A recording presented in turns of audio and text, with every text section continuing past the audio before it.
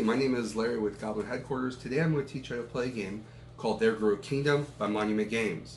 Now, there's the full version of the game, which in here is referred to as Expert Mode, and then there's Beginning Mode, which is the basics of the game, and that's what I'm going to be teaching you with this video here. So I will do a second video on the Expert Mode, which is the full version of the game. So first, when you open up the game, you're going to encounter several baggies like this. And this one is the discs for the different terrains. This one here is the walls. I'm sorry, not the walls. The towers. And then you have different buildings. And each building, they look somewhat similar, but they are different. And the backs of them have different colors. So you can always reference the rules if you find anything confusing at all. So let me get everything out of here first. And you'll notice expert level. So go ahead, expert level, we're going to set aside. We're not going to need for this video here. And we're going to get everything going so I can go ahead and show you how to play the game.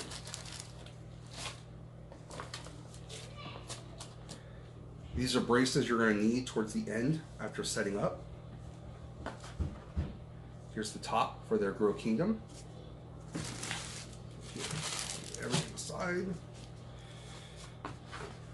And everything is going to connect together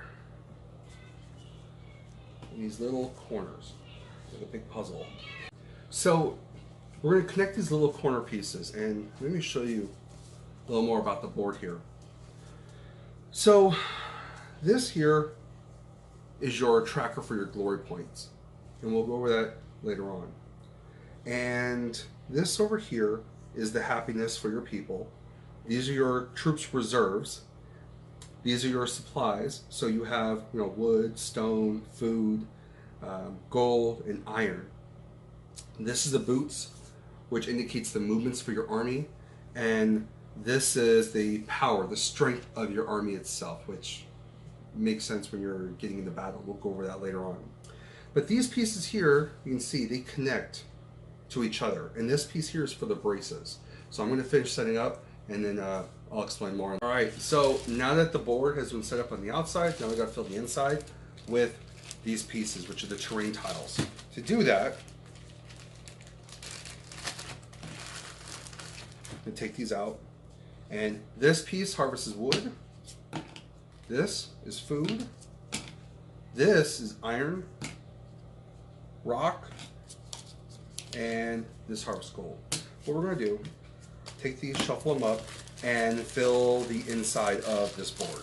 And then I'll show you a picture of what the board looks like once it's completed. So, and to fill it in, you just go like so. All right. All right. So the game is now set up. You have all the player boards on the outside and the terrain in the middle. And then you're going to decide on a color. So you have a green elephant, a red lion, a blue wolf, purple dragon, and a yellow deer. Each bag has the same contents, and everyone has the same ability options to them. So it's not as if one has, it's not asymmetrical, okay? So for this demonstration, I'm going to be the purple dragon. When you open it up, you're going to notice there's these two cards. So for this game, because I'm teaching you how to play the beginner level, you're not going to need the bigger card. When you want to play the full game and use all the pieces, including the extra pieces, then you're going to use this one instead of this one. So we'll go ahead and set this aside. And this I'm going to leave right here. Here's your military piece, your cards. This is used for combat. You have your glory tracker, which is going to go all the way to the top, which is one of the conditions that must be met in order to win the game. You have your gold, your iron, boots, military, wood, rock, food, and then you have your army reserves, which is a smaller shield. And this little tracker here, it blends in really well, so when you're picking up, I've forgotten this piece a few times, but this is your city happiness. Now, before we get into the playing of the game, you need to understand the terrain. This being food and lumber, rock, iron, and gold, it's important to understand that when they're connecting, their value changes. So at the beginning of the game, the first person to take their military marker and place it at an intersection is going to be the first person to go. And that's going to go in sequence based on who got second, third, fourth, whatnot. Once you determine, hey, this is where I want to go, you're going to take a building, and there are different buildings. Different ones do different things. They have special abilities. But there's only 3 of each type, and you can't get more unless your opponents or yours are destroyed and they're back on the market. So for this demonstration, I'm going to take this piece here, and we're going to, let's say we put it right here. Now that this piece is right here, this is actually going to be our capital for this game. And the capital is this larger circle piece. Actually, I'll move it over here. Larger circle piece, okay? Just sits right here. Now, you'll notice there's an opening on this building, and all of the buildings, the cities, have an opening. That's where you build a wall. Once the wall is built, your city is actually considered complete. And to build a wall, in this section here, it shows you need 2 wood and 2 food. But for starting off the game, this is where we're going to settle. Now, when it's your turn and it's time to harvest resources, you will notice that there's 4 lumber here. And because this here is touching lumber, mountains for iron, and these plains for food, you have an option. Do you want to harvest food and get 2? Do you want to harvest the mountains and get iron? Or do you want to harvest lumber and get 4 wood? The difference is, one thing you have to consider is if an opponent decides to take their city and they want to eventually, either whether they start here or build close, and let's say they pick an intersection right here, they now share these resources with you. So if you decide to harvest this because one of your opponents is on the same strip, it's now shared. So if you harvest, you're not getting 2, you're getting 1, and they get 1 during your harvest. Or if they harvest, they're not getting 2, they're getting 1, and you're getting 1. Same with wood. Instead of getting 4, it'd be 2 and 2. But with iron, since no one else would be there at the moment, you would get all 3 iron. Now, both cities, because they are incomplete, they don't have the wall, and they're considered incomplete, they don't have any domination value. If your opponent has, let's say they started with this one here, which these pieces are absolutely beautiful. This one here, you can see that there's a little boat, a waterway. You have your defense towers. So let's say they start theirs right here, and it's connected to the outside. One advantage to being on the outside, this is not considered the outside, but this is. You can see these little corner pieces that stick out. It's considered an outside. If yours is complete and theirs is not, you have a domination value of 1. So if you decide you want to harvest for 2, you will get 2, they will get none. If they decide to harvest food, they will get none from here. However, if they have a building over here and it's touching food, then when they say, hey, I'm going to harvest food on my turn, it's looking at all of the hexes touching your buildings, your cities. So if you're touching all of them, then when you decide to harvest food, it's not just here. It's harvesting anywhere there's food that your cities are actually touching. But if you are being beaten by domination value 1 to 0, then you will not get those resources, but your opponents will. These pieces here represent your other cities. So if this was yours and this was yours, you just put that there to indicate this is your city, but the bigger one is your capital. Reason why it's important to understand your capital is because at the end of the game, your military must be in its capital. One win condition, your honor track has to be all at the top. 2, your army has to be in its own capital. And 3, no other opponent can be in any of your cities. Now, another advantage you have to consider, there's a pros and cons to this. If you decide to start where you are by the edge on one of the phases, you will automatically get a free food, because you're by the edge. Technically be the equivalent of fishing. So by starting here, this opponent, there's harvesting, which is an action, but they would get free food automatically because they are by the ocean. One downside to that is you can be attacked by others who eventually have a navy, and they can use this could be on the other side of the board, and they could travel and they can invade you. So that is something to consider when you're setting up. All right. So, and real quick, again, with the endgame conditions, your honor tracker has to be all the way at the top. That's condition 1. Condition 2, your military has to be in the capital. And 3, none of your opponent's armies can be in one of your cities or one step away. If that's the case, you got to deal with it before you can make your way back. So typically what you're going to do is get your army back to your capital. And once that's done and all conditions are met, the game is over and you win. So the game in its phases, let's cover that.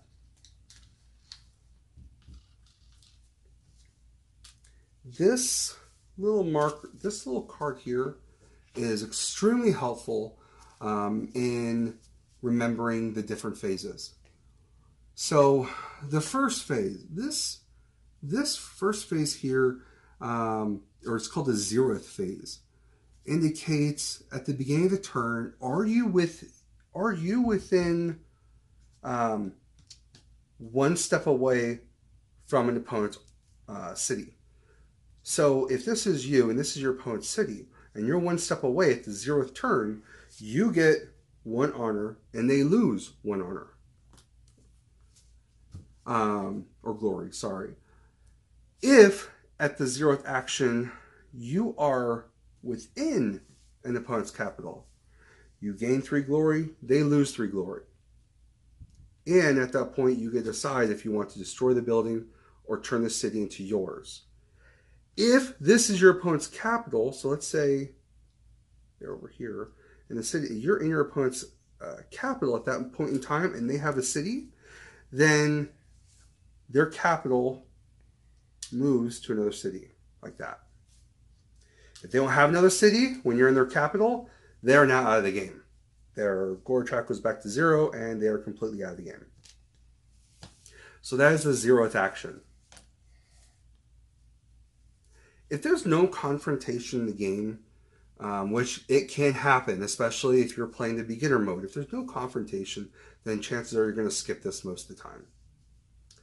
Next, the first action is happiness. The tracker starts in the second for the happiness. Well, I'm going to move this, take this, assemble this and move it closer so you can see it a little better. So right here, when the game starts, you can see all your pieces here. Honor track, reserve, but this is the happiness. So this here means you get 1 honor for every complete city you have. If you have 3, you get 3. This here means you get 1 honor and 1 resource. It doesn't have to be money. It could be anything you want. Any one of these 3 or these 2. Those are resources. Or if you're here, you can choose to give all of your opponents 1 honor, and then you get 3 resources. So again, that is what this phase is. Collecting whatever the representation is this slide is on. Part 2 is you then slide this one direction, either one direction up or one direction down, if you're here. If you're here and you want to go down, you're just going to go down 1. You can't go down 2. And let's say you decide, you know what, I'm going to go here. Then you're not going to get that this turn. It's going to be the first action on your next turn. Then part 3 is there's multiple parts to this phase. And you can see here that these little icons represent the different parts of that phase. And I'll go right here with you in just a moment. All right, so I got this piece back on. I'll continue the explanation. So with this card, what this is going to show you is it looks like 2 little buildings. So what this means is on the third action, first, you get 1 reserve, army reserve, for every 2 completed cities. Again, these are not complete unless the wall is in place. Next, you get 1 free food for each of your cities. And again, it doesn't have to be a complete city, just a city by the sea. It does not have to be the one with the boat. You could have this city right here, and it's by the sea. Again, these that are at these points are considered by the sea. This one is not. The ones that actually go in and stick out, these are not by the sea, but these here are. And last but not least, you get to activate your resource. I referred to as harvesting earlier. So if you decide, you know what, I'm right here, I'm going to go ahead and activate iron, you get your 3 iron. The maximum capacity for every resource is 5. You cannot exceed that. So if you're at 4 and you get 3, you're now up to 5. So that's something you have to keep in mind when you're activating your resources. And after you go through all 3 of these, then you can start making your normal decisions in the game, such as moving your military, attacking, changing resources. You can, on your turn, if you have, let's say you have 5 wood and you need a rock and you don't have any cities with rocks, and you know, I really need rocks in order to finish building any one of these requirements that require rocks, you can choose to turn 4 resources for 1. So 1, 2, 3, 4, you're now at 1 lumber, move it up for rock. Let's say you have 4 gold. You can turn your 4 gold in for 1 more rock. So you can do as many times as you want. Or you can go 2 wood and 2 food to get a gold. So you do have that option. You can move your military, which is boot actions. And again, you have the boot icon here, and then the strength of your military here. And again, this is 1 movement, 2 movement. And if you want to increase those movement, it is gold. And it is 1 for 1. So if you want to go ahead and spend 3 gold, 1, 2, 3, and get 3 more boot actions, you then can say, you know what, I want to move 3 spots, or all 5. Move this here, and now you're, wherever you want to go. If you decide you want to move 2 spaces, 1, 2, and go ahead and build another city, you can, just as long as it's not within 2 spaces to an opponent's city. So this is your opponent. You cannot build 1, 2. You cannot build right here. You'd have to build here or here. Or 1, 2, you cannot build here, but you can build here. If you want to build closer, you're going to have to either take over the city or you're going to have to destroy it. So those are, again, the phases of the game that you're going to go through. This is a very helpful guide. And what I do when I play it with my friends and family is I'll keep this up like this, and I'll go through the motions. Once I'm done, then I flip it over to see what my options are and what cities I want to build. This picture here up to the side shows you what all the different buildings are and what they do. All right, so with these pieces here, this area here, it's going to show you the different buildings, the colors, and what they do. And the icons are pretty good at being self-explanatory. So I'm going to show you some of these pieces. We're going to go in order of color.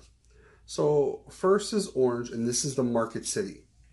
Okay, and the icon looks like bags of resources. And it actually shows 4 bags to 2. So if you have this one here, then instead, when you want to, instead of changing 4 resources to get 1, you can change 4 to get 2. Next is purple. This is the religious city. So you can now buy reserve soldiers for paying 3 gold. So you can choose, hey, I'm going to pay 3 gold. I'm going to increase my soldiers for reserve. And then you have red, this one here. This is the fortress city. You can note, and you'll notice every city has 2 watchtowers. Okay? And they don't become activated until you have a wall. Once you have a wall in place, these watchtowers are activated. This here has 4 watchtowers. So once you put that wall there, it now has 4 watchtowers, and we'll go over that in a moment and why that is pretty good to have. And lastly, you have green, which is the science center. And this gives you an explosive card in your hand. And that will make more sense. See the cards?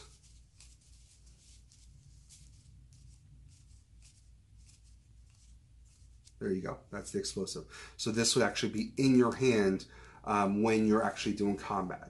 And the way combat works, I'll go over it in a little bit, but basically you're going to have a certain number of cards in your hand, depending on if you're attacking or defending, and you and your opponent are going to be picking random to see if you've captured their flag or not.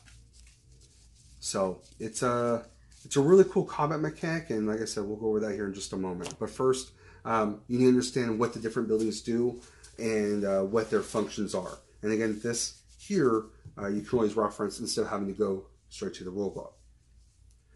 And lastly, I forgot to mention the blue, which is the port city. And again, this needs to be connected to an end right there. And this is what's going to allow you to travel. So if you are in here and you want to be anywhere else on the board, you can. You can then move your person here or here, or here, to travel faster.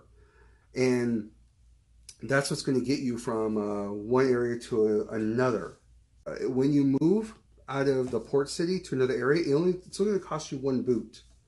Whereas if you don't have this and you're at the end and you want to travel to another end of the board, it's going to cost you all 5 boots without it. So there is value there when you have a port city, so you don't have to spend so many boot actions. And again, if you want to buy more boot actions, it's going to cost you gold. So gold gives you boot actions, and that's what's going to help you move your military. And when you're moving, since we're talking about moving armies here, if your army is a strength of 1, then 5 boots can actually move you 5 spaces. The stronger your army is, the more boot actions it takes just to move it 1 space. So if you are an army of 5, it's going to take 5 boot actions just to move 1 spot, because your army is so powerful. It takes longer to travel. Earlier, I mentioned how these are watchtowers and they become activated. That's important as an army is approaching. If an army is approaching and the watchtowers are activated, that's going to affect the army itself. If you build those right there, those are these defense towers.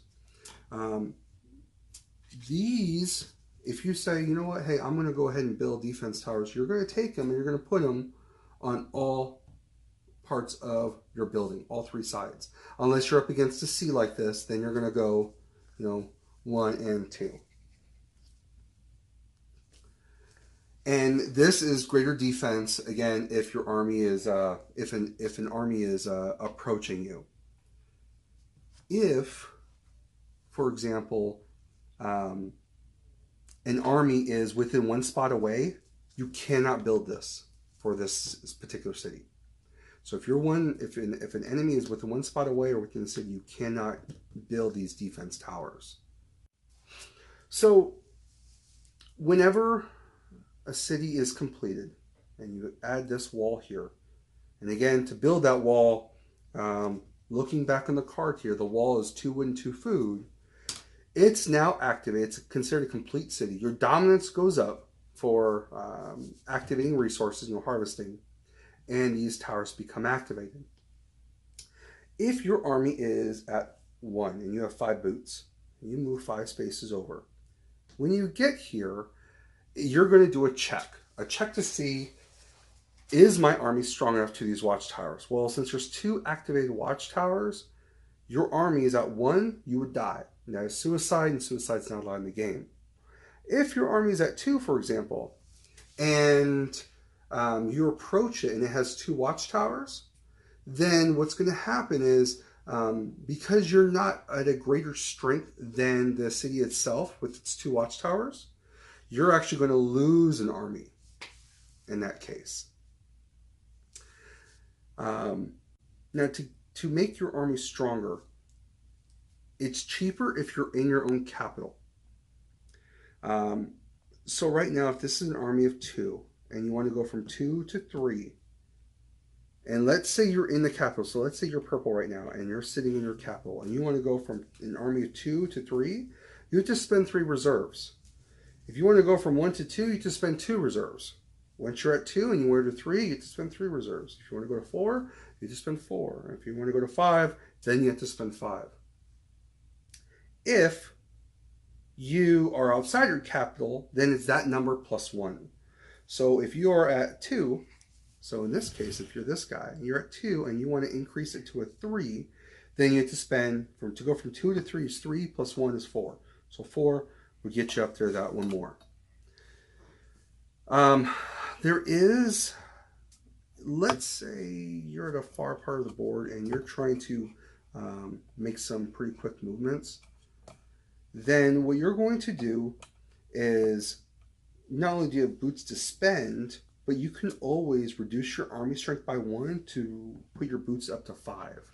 So if you're ever in a battle, whether you are attacking a city or you cross an intersection with your opponent, you're going to go to battle. You and your opponent are each going to get cards. So in this case, we're going to go over purple's cards and how this would work. Move these aside.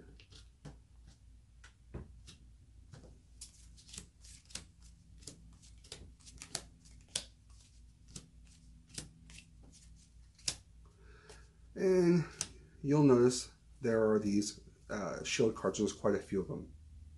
So we'll go over these symbols and what each one means. The first one here is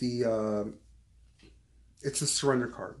So you always have to have this in your hand, whether you are attacking or defending.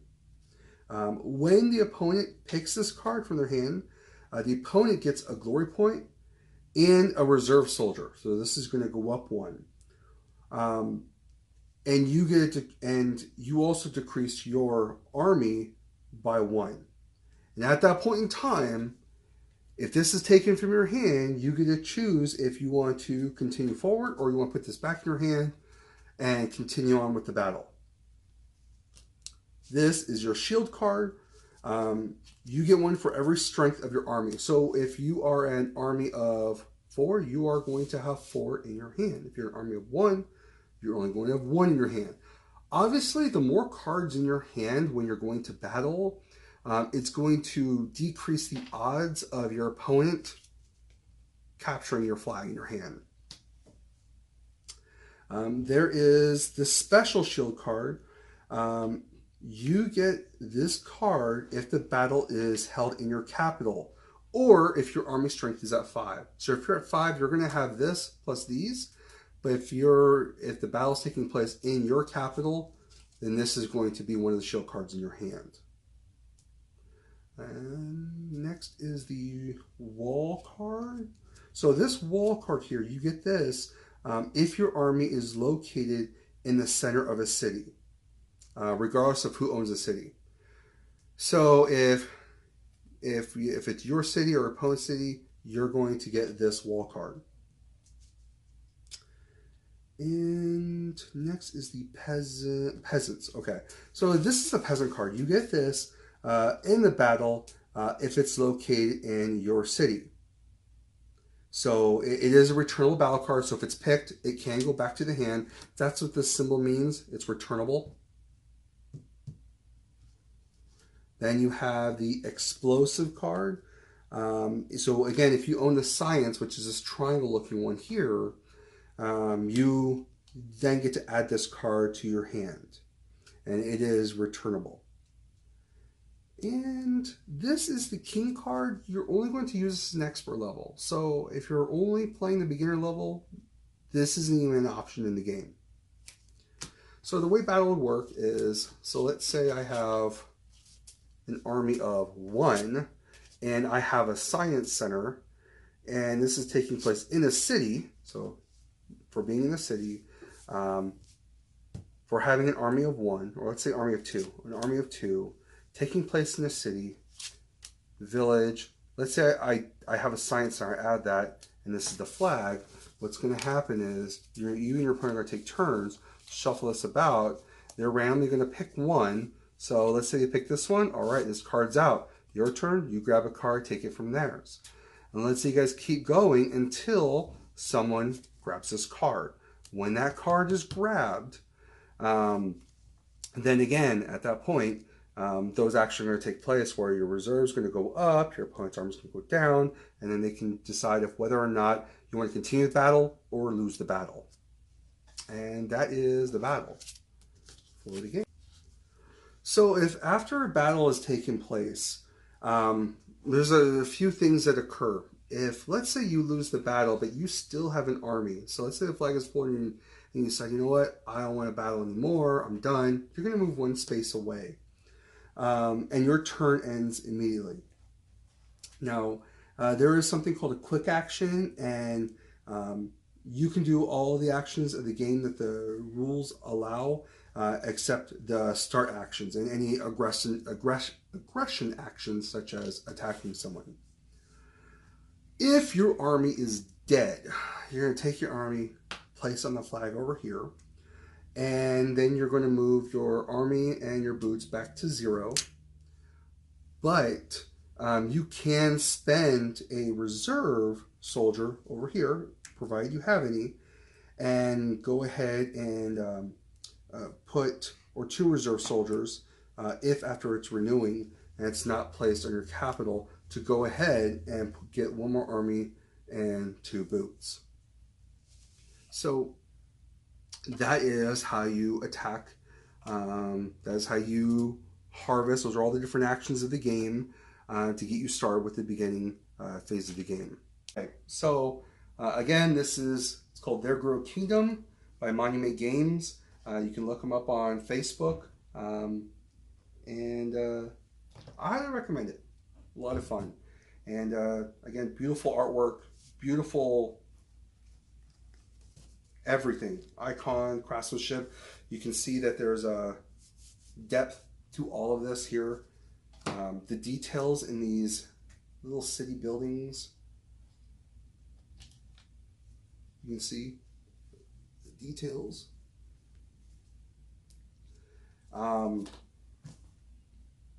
Anyways, thank you very much for watching. If you have any questions, put them in the comments. Keep on gaming, my friends.